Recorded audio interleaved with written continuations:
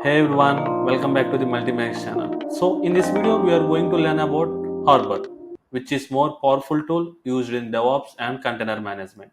So at the same time we have to learn about so what is Harbor and why do we use Harbor and why Harbor not other tools like AWS like that.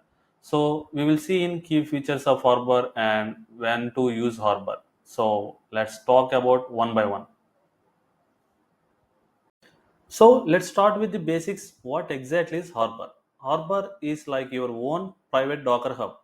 It's an open source container registry that lets you store, manage, and secure Docker images right from your own server.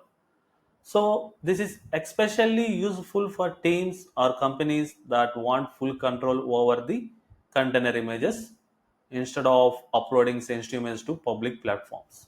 So that way you can keep everything in house with Harbor, secure, fast, and instantly private.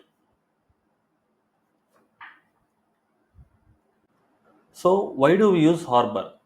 First, it helps keep your container image organized so you can manage images across different projects. No more messy or cluttered registers. So in second, Harbor adds a layer of security. It includes vulnerability scanning so you can catch potential issues before they make into production.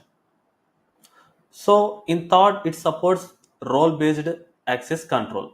That means you decide who can push, pull, or manage images. Perfect for working in teams. So and finally, Harbor supports multiple isolated projects. So if you are in company with many teams or microservices, everyone can stay organized and manage their images separately.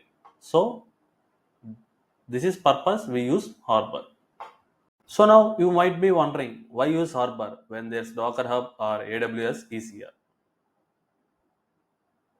So let's break down. Docker Hub is super easy to use, but it's not self-hosted and does not offer advanced security features, especially for teams. So here AWS ECR is secured and integrate well with AWS, but it's not free and you are locked into the AWS ecosystem. So now here's where Harbor stands out. So Harbor is a self-hosted, so you can control everything. So once it's free and open source.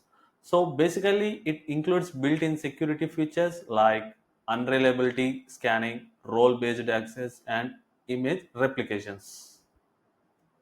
So if you're looking something like cost-effective, secure, and flexible, don't worry.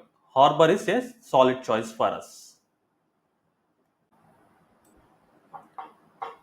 So now let's quick go over some of the main features of Harbor and I will keep it really simple. That way you can understand the everyone.